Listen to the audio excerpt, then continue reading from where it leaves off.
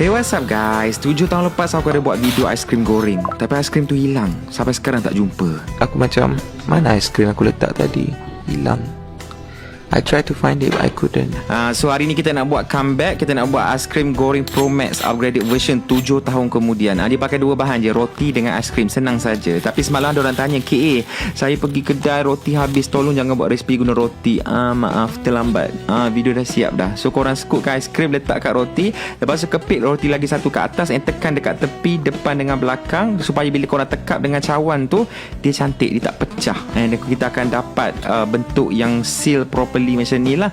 Hello rupanya. Okay, lepas tu boleh buat macam-macam flavor. Nak tambah aiskrim vanilla ke, strawberry ke, durian ke, tak kisah.